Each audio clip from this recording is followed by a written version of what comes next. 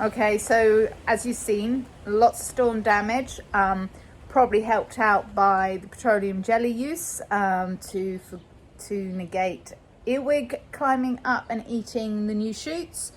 As I said in the captions before, I won't be using it again. Probably would have lost a few anyway because it was westerlies, and here we normally don't get westerlies, so it's actually a new thing, and I'm not quite sure why the direction of the winds changed. When we've been here 12 years, we've never had a westerly, and so I set everything up for every other angle apart from westerlies. Okay, so what I'm going to do with these is I'm going to trim them. I'm actually going to put them in water initially because this breakage, apart from the stuff that I've nipped off today, some of the breakage was actually older, and you can tell because the leaves are already pretty much drooped. And then I'll put them in water. Normally with blooms, you would heat the water and sit the stem in the water so it seals it. But I want to produce roots and tuber out of the cuttings, so I'm actually going to put raw honey on them. You can get hormone powder, but I actually find, for me, the raw honey's really good, and we've got bees, and it's something I've got here anyway, and it just helps to seal and also protect that cutting as well. I haven't got any seed raising mix, but I do have some trays that haven't germinated and should have, so I will reuse that into for the cuttings until I can get to the shop and get some more seed raising mix. So I'll flick over now and just show you how I'm it's not going to be pretty. It's pretty brutal of just taking what I can and seeing if I can create more plants and a happier outcome for the plant and for me from the weather disaster. So I've put honey on, and hopefully that'll just help protect the cutting. And I'm going to put it quite deep. Now, the one thing with cuttings or seed, if you're raising dahlias from seed or tuber cuttings or anything like that, you've got to act on the principle that in order for tubers to form quicker, the roots need to hit something hard, and then they become bulbous, and that forms a tuber. I'll show you on one of my other cuttings. So a real nifty way to speed up that process is to actually make sure that any cutting that you take is actually close to the side of the pot. Don't choose a too big a size pot for the cutting initially, because you want to trigger that tuber to grow. You can transfer it to another pot later once it's started if you're not going to be putting it in the ground, but otherwise you want to create the requirement for the tuber to grow quite quickly, and that's the best way to do it. Okay, so again, this is really a long one with a bloom. Might be quite viable for a mini petite bouquet. At the moment, I am just literally going to get them in, and then as time goes on, I'll assess if it's working, if it's viable, and if not, then I will ditch it. But I need to make sure that I'm actually going to get something out of this. Heartbreak.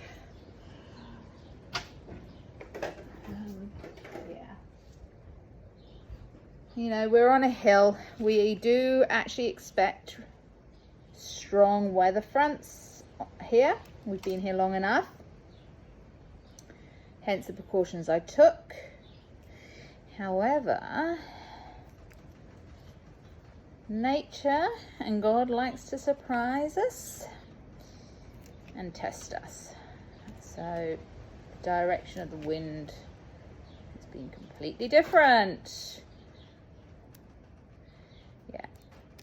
So this is bent through, and I'm just wondering, I might see if I can get 2 out of this one, cut it off where it's starting to bend, because this has got lots of little shoots coming off already.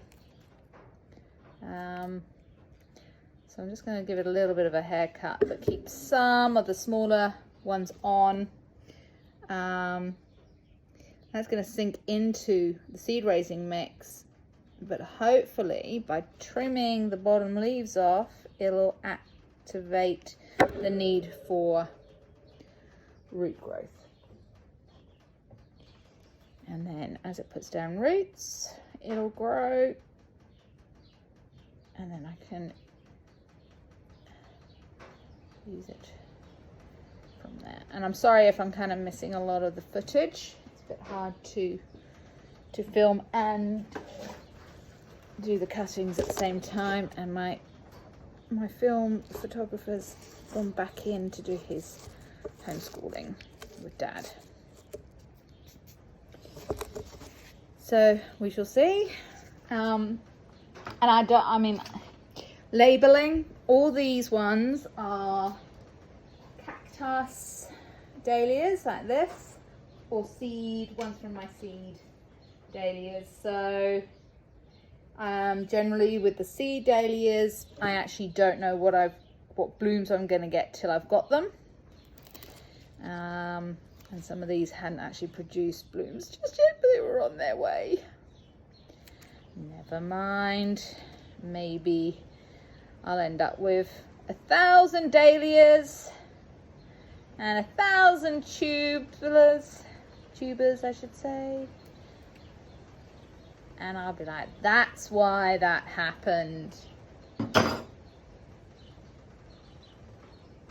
today I was meant to be getting zinnias in the ground. But anyway, the wind's still pretty high in tempo. Last night when I came into the office, I stood on the deck for a bit and was freaked out, to be honest. I don't mind wind. I just knew what it meant for these.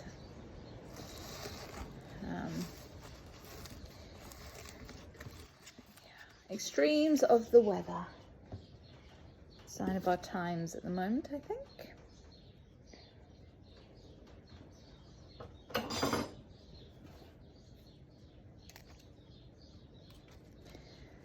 Quite a bit of rough cuts. All this will go into the compost.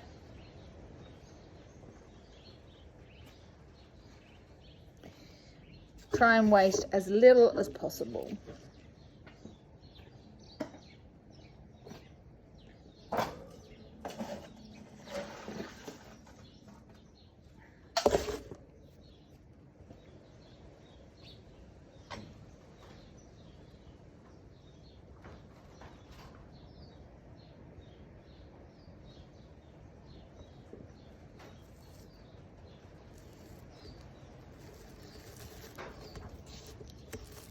Sink it deep. I'll water these once I've got them onto their shelf.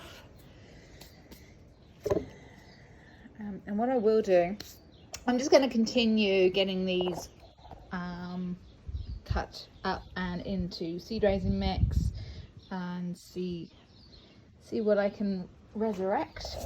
But I will show you what I mean by putting down roots. So this is one I did 4 days ago, show and tell. It snapped off in the rain, but I like to put them into clear tubs generally, as well as into these cups. If they're smaller, or I run out of these, which I have done since I put them in here, I put them in these ones. But I actually like to be able to see the growth, and as you can see, I put it really close to the tub. There's no holes in this, so I am very, very, very careful how much I water them. And the reason I haven't put holes in is because they actually do need consistently moist soil to keep this alive whilst it starts to trigger that root growth. And if I can show you, here's a real good one. This is a calf oulé cutting that I took. I have been pretty good with my dating and labeling up to recently because I'm just so busy. Yeah, and there's 2 in here, and you can just see this thickening of the rootstock, and that's putting down a tuber for me. I've shown you the seed trays tubers that have formed, but I'll just do it again if you haven't seen that episode. So if I was to pull this out and show you, this is actually a seed. A dahlia I've grown from seed, and you can see here again the thickening of the roots because it's hitting the side of this tray and it's putting down tubers for me. Some have put down tubers quicker than others. These are giant dahlias. I've got to get these in the ground. I know I have. And again, there we go. This thickening. Whoop, forgive me, can't. This thickening, this is going to develop a tuber. And this is a giant dahlias. I've got some in the ground already. I've put 50 in. These are yet to go in. They are starting to struggle a little bit, but I can't put them out whilst the rain and the wind's so high.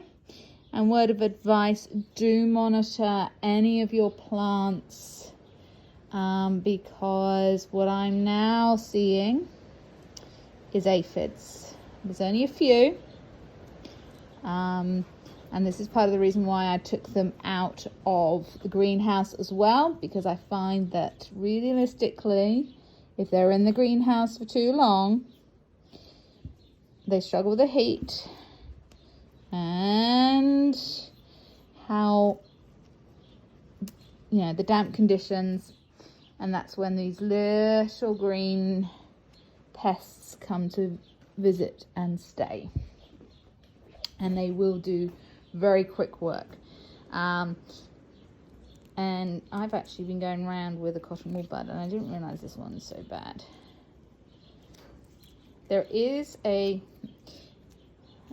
solution that you can create with lettuce. There's an earwig's got to that too, so that's going to go in the bin, and that one too. Yeah, I'm going to have to get rid of some of these because they are pretty infested, and that is a damn shame, but kamikaze planting.